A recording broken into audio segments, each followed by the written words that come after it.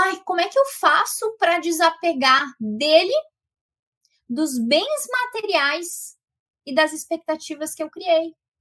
Eu sinto ciúmes. Eu sinto ciúmes das coisas que a gente conseguiu juntos e eu perdi. Olha que grave é isso. Porque se você está se enxergando nesse cenário que ele te tomou coisas, que o outro tem o poder de tomar coisas, de te tirar coisas, como se você não tivesse a capacidade de se reerguer, de se reconstruir, isso é muito grave. Esse é o segundo cenário que você se coloca. O terceiro cenário que você se encontra, se mantém, é o cenário da incapacidade. Opa, incapacidade, talvez estou sentindo isso. O que é esse cenário da incapacidade? É acreditar que você não vai conseguir superar. É acreditar que você, muitas vezes, não vai conseguir retomar a tua vida. É acreditar que você não vai conseguir se restabelecer, se organizar financeiramente. É acreditar que você não vai mais ser feliz depois desse fim de relacionamento. Tudo isso são cenários que automaticamente você não está só bloqueando, botando essa crença na tua mente, mas você está se enxergando como incapaz de reconstruir. É como se o poder que você tinha de criar, de entrar em ação, de conquistar as tuas coisas, de correr e ir atrás, tivesse ficado naquele fim de relacionamento. E aí, o reflexo disso é você te sabotar a tua autoconfiança, minar os teus pensamentos de insegurança, de medo. Eu sou incapaz, eu não vou conseguir, sem o meu ex eu não sou nada, sem ele eu não teria conseguido nada, eu vou fracassar, sim, se eu não tiver uma pessoa do meu lado, se ele não estiver aqui junto. E aí você se blinda, você se coloca nessa posição de que tu precisa de uma pessoa do teu lado para conseguir conquistar as coisas. E o pior problema desse cenário é o seguinte: se você não se vê capaz, se você não se vê boa o suficiente para conquistar as coisas que você precisa, você sempre vai achar que você é dependente de alguém. Você é dependente de um namorado, você é dependente do teu ex, você é dependente de um familiar, você é dependente de um amigo para conseguir se reerguer. Quando você coloca isso, esse senso de incapacidade, você pode estar gerando naquele exato momento uma ferida muito profunda de dependência.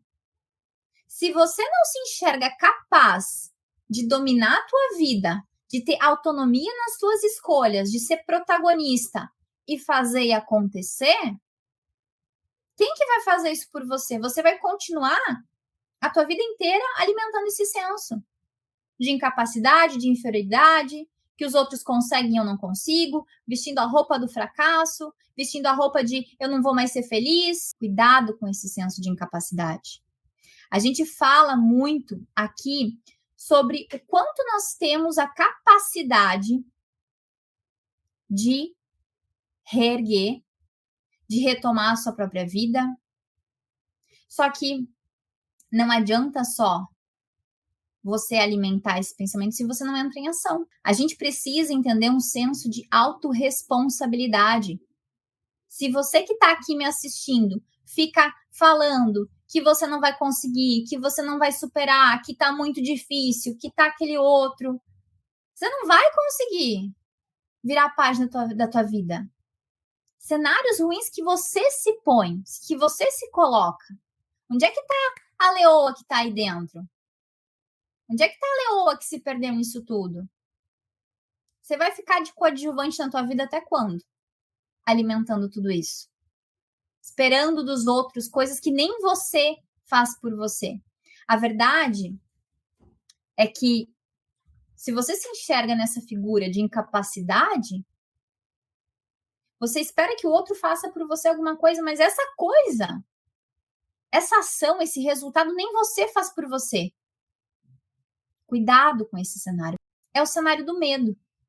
Quem de vocês aqui tem medo de não conseguir dar conta dessa nova fase?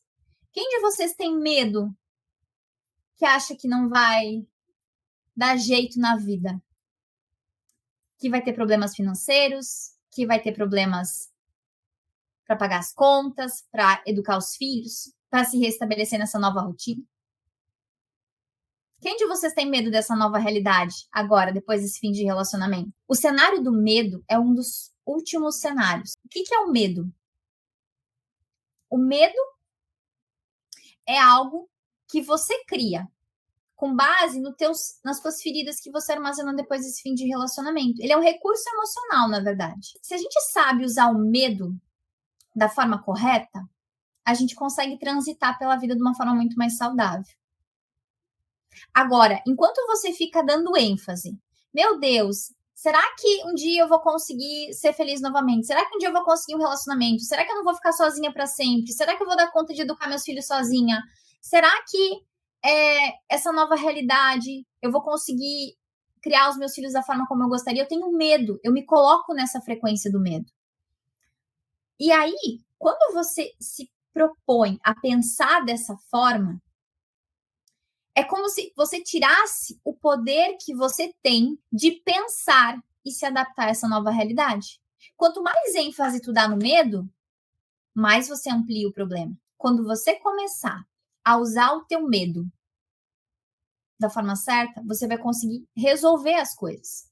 Existem dois tipos de preocupação, que é a preocupação burra e a preocupação inteligente. O medo é uma preocupação burra. O medo que não é trabalhado depois desse fim de relacionamento é uma preocupação burra.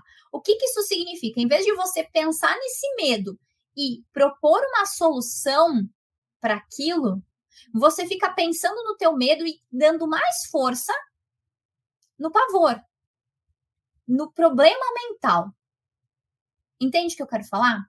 Agora, se você tem um medo e você consegue ter clareza mental, você consegue chamar o seu racional, recrutar as suas habilidades de pensar, de planejar e de organizar, você pega esse medo, tipo o medo de ficar sozinha, por exemplo, e começa a entender o que é esse medo, da onde está vindo. É uma preocupação burra ou uma preocupação inteligente que eu estou tendo? O que você vai fazer com esse seu medo? Ah, Andressa, eu tenho medo de eu não conseguir, depois desse fim de relacionamento, dar conta de todas as contas de casa, das contas dos meus filhos. Tô com medo de não conseguir me organizar financeiramente. Se você ficar martelando nisso, você não consegue propor uma solução. Você se sente bloqueada. O que você precisa fazer quando esse cenário do medo invadir é olhar para isso e pensar, bom, se eu tô com medo de eu não conseguir organizar o meu financeiro porque o meu ex me ajudava nas despesas de casa, o que eu posso fazer para trabalhar esse medo? Vou procurar alguma coisa para fazer uma renda extra. Vou sentar e vou organizar as minhas finanças. O que eu preciso fazer para blindar esse medo, para trabalhar esse medo? Né? Você vai pensar, bom, Andressa, qual que é o caminho então, Andressa, para eu conseguir retomar a minha vida? Qual que é o caminho para eu conseguir voltar a ser feliz depois desse fim de relacionamento? Primeiro de tudo, você precisa entender que você está numa fase de mudança. Enquanto você não internalizar que você está numa fase de mudança, você vai sempre correr para o seu passado, você vai sempre ficar presa àquele ciclo antigo que você vivia.